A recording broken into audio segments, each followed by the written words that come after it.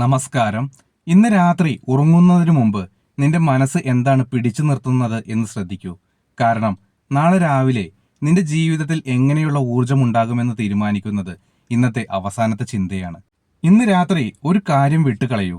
നിന്നെ വേദനിപ്പിച്ച വാക്കുകൾ, നിന്നെ തടഞ്ഞ ഭയം, വന്നില്ലാത്ത അവസരങ്ങളുടെ നിരാശ, ഇവയെല്ലാം പിടിച്ചു നിർത്തുന്നത് നാളെയും അതേ വേദനയിലേക്ക് വലിക്കും. നിന്റെ അടിമനസ്സിന് ഒരു നിശബ്ദ നിയമമുണ്ട്. നീ ഉറങ്ങുന്നതിന് മുമ്പ് ആവർത്തിക്കുന്ന ചിന്തകൾ അത് സത്യമായി സ്വീകരിക്കാൻ തുടങ്ങും. അതുകൊണ്ട് നീ ഭയം ആവർത്തിച്ചാൽ ഭയം വളരും, വിശ്വാസം ആവർത്തിച്ചാൽ വഴികൾ തുറക്കും. അതുകൊണ്ട് ഇന്ന് രാത്രി പ്രശ്നങ്ങളെയല്ല സാധ്യതകളെ മനസ്സിൽ നിറയ്ക്കൂ.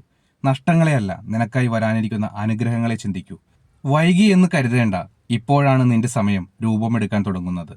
ഉറങ്ങുന്നതിന് മുമ്പ് നിന്റെ ഉള്ളിൽ പറയൂ, ഞാൻ വൈകിയിട്ടില്ല, ഞാൻ തകർന്നിട്ടില്ല, ഞാൻ ഒരു വലിയ മാറ്റത്തിന്റെ വക്കിലാണ്.